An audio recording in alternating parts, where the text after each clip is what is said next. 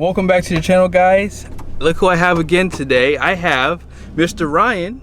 Hey everybody. And he is going to drive my Ram today. Now, as you guys know, Ram is #1 in all categories.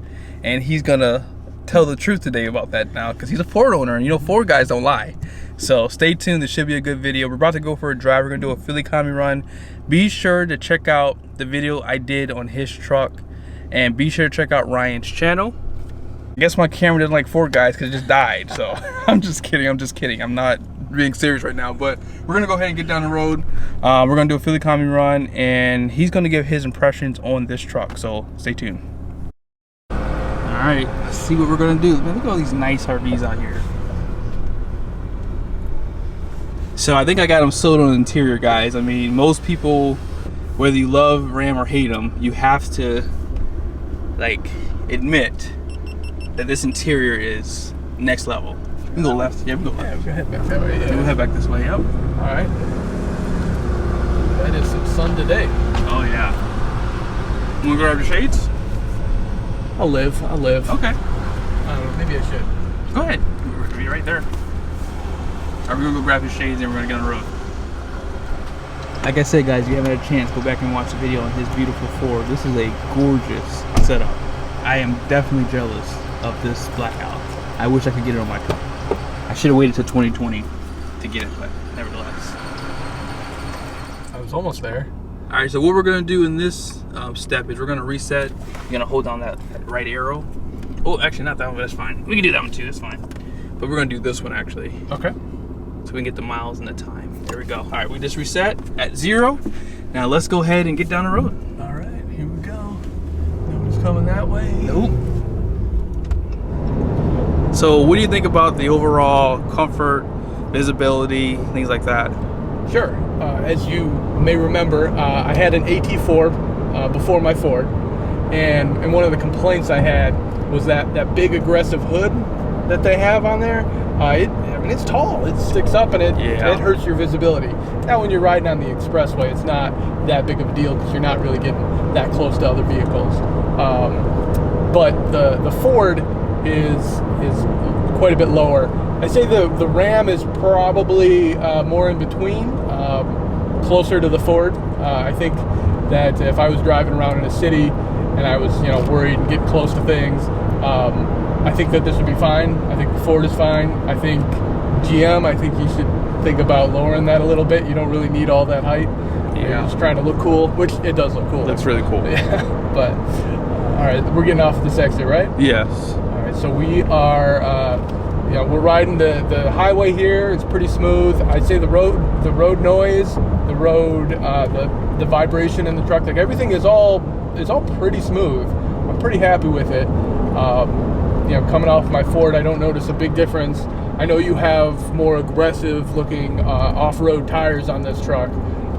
Do you want to talk about those tires at all? Yeah, so I have the Nitto Ridge Grapplers on the truck, and they're 295/60/20, and they're a little bit more aggressive than the stock one. So it's like a 34-inch tire basically, and I think they look great. I think I'm gonna go do a 35 next though. I was a little concerned about like fitment. I didn't want to have any rubbing issues because I wasn't planning on leveling the truck or anything like that. But I think that with my fuel economy, I'm happy with it with these tires. I mean, now that the Cummins is more broken in, I have 28,000 miles.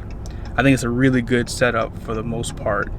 And yeah, they don't have that much noise for what they are. I think that Nitto makes a good tire. I think they're manufactured with Toyo or alongside of that tire. So really happy with the ride comfort, the noise comfort, things like that.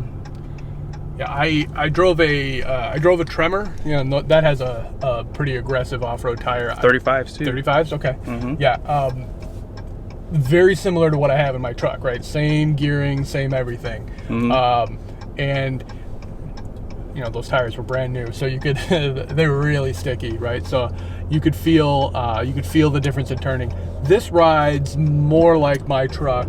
I expected it to be a little harder to turn, a little bit stickier, a little bit stiffer tire, but it's got a pretty good ride. I like it. So where we at on fuel economy? All right, so we are at 18.2. That is something that I can't even imagine getting close to in that 7.3. Yeah, well, diesel fuel is more efficient. It burns a little bit slower versus gas.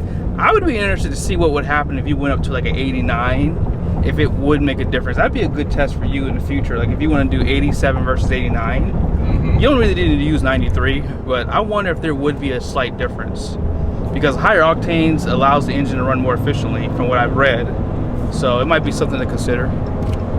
Yeah, you know, I've had vehicles where the octane matters, and I've had vehicles where it doesn't. You know, there's always that debate. Oh, it doesn't matter. It does matter. You know, it's the engine, right? Like if the engine is set up a little bit more high output, you know, you got some tiny engine that can put out 200-300 horsepower. Like the higher octane probably matters, but you know, it depends on what you have in your car. Yeah. If you are driving around in a stock Toyota Camry, which was the last car I had before I got a truck, it does not matter. It doesn't matter. It doesn't matter. You're wasting your money. Just throwing it in the trash. Yeah. I mean, it depends on the injectors and the tuning of the engine. I mean, some engines are actually designed to detune if you don't use the, you know, the 93 or whatever, 91 that is required by it. But you're not supposed to do it over time because it pulls timing on the engine. So that's why I was wondering if it would make a difference.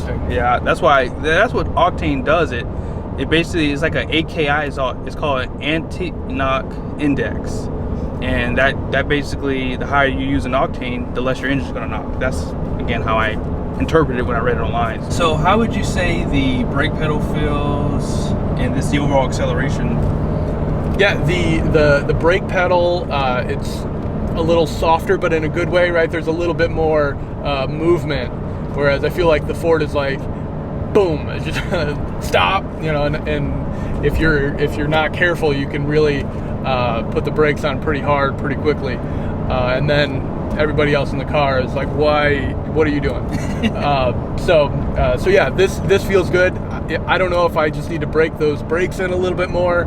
I don't think so. I think that's just a tight brake pedal on the Ford. And they're very touchy, you think? Yeah, very touchy. That's the right word. That's the first thing I felt when I touched the brakes. Like, oh wow, like, it was like they're very confident and like they want to make sure you're good. Yeah, and I don't feel like there's a problem with stopping in this, right? I feel like either one is going to apply the brakes for me. Yeah.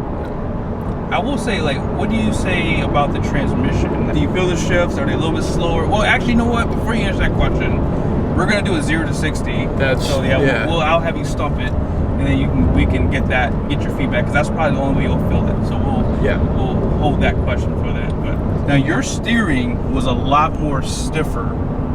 How would you say the steering is on this one?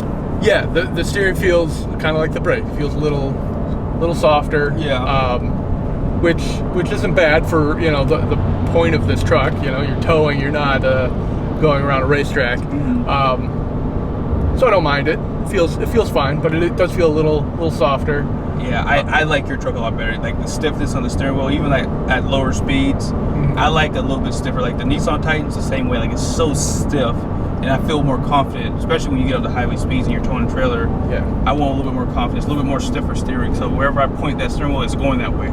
Now, I'd be really interested to feel this with the trailer on the back, right? Because your truck feels like, I can feel that extra few hundred pounds of the diesel engine. It's a much heavier engine, and I can feel it on the front of the truck. Interesting. You know, there's no weight behind us. There's nothing back there. You could probably put, I'm guessing, over 3,000, maybe 3,400 pounds back there. Probably about, yeah. Well, I mean, if it's just me in the truck, easily I could do that, because with me 34, it puts me at about 3,600 pounds. Yeah, so, you know, if you put all that extra weight back there, the front isn't probably going to feel heavier, because it's going to be a fairly balanced truck. Yeah. But that's all just speculation, because I've never driven a diesel with a trailer before. You know, without the trailer, I love the feel of my truck. I like it. I like it better than this one. Not that this one's bad. I like it. You know, definitely looking forward to this 0 to 60 test. Yes, coming up right now. All right, guys, I cannot believe the fuel economy we're seeing. Now, where do we end off on the Ford? It was like 15.2, I believe. 15.4? 15.2, yeah. Somewhere in there. And we are at 19.7 at 11.7 miles, 15 minutes. So I don't know, like that will make up a lot of ground, you know, depending on where we end off at. But that's not bad. And I was hypermile on the Ford. I was hypermile on that bad boy. You were. I didn't find a Mazda to draft off of, so. So let's see how good. I guess this is not fair. This is a really good like U-turn. It's easy. So both trucks did really good. Now where do we end off at? All right, what are we at? 19.8. Wow. That's kind of ridiculous. That's pretty good, dude. I've had, when I started driving, that was good for a car. So yeah. And like I said, I mean, this truck only has 28,000 miles. Once you get to 50, 60, 70, 80,000 miles, it gets better. Yeah. 0 to 60. Here we go. You ready? Mm-hmm. I'm ready.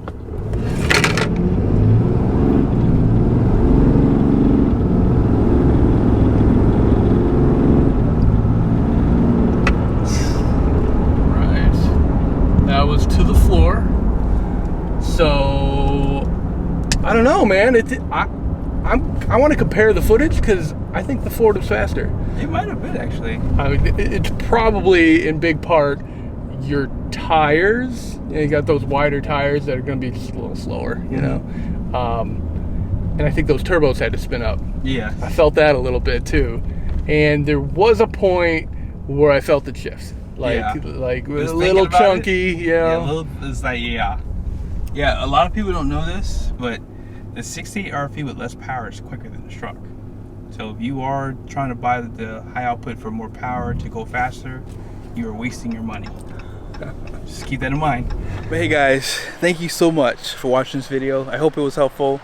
Ryan, thank you so much for stepping in and showing the Ford guys how great the Ram truck is. I told you guys, it wasn't just me. I'm not a Ram fanboy. I just know what a good truck is. So, but yeah, thank you, man. So you think that this is a contender in the future, maybe? Yeah. First of all, thanks so much for letting me try it out. Absolutely. It was a lot of fun. Yeah, I mean, I feel like everybody's making a pretty good truck right now. Yes.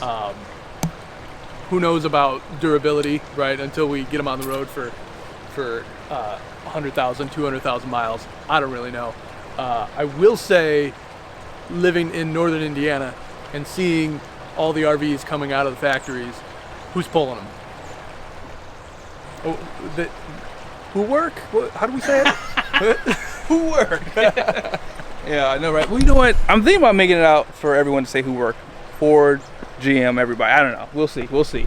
But yeah, again, I appreciate it, man. Like you got some pretty good insight. So be sure to check out his channel, guys. We gotta get him to 1,000 subscribers. So if you haven't done so yet, after this video, go to his channel, subscribe to his channel, and show him some support. And on that note, guys, thank you again for watching. I'll see you guys soon.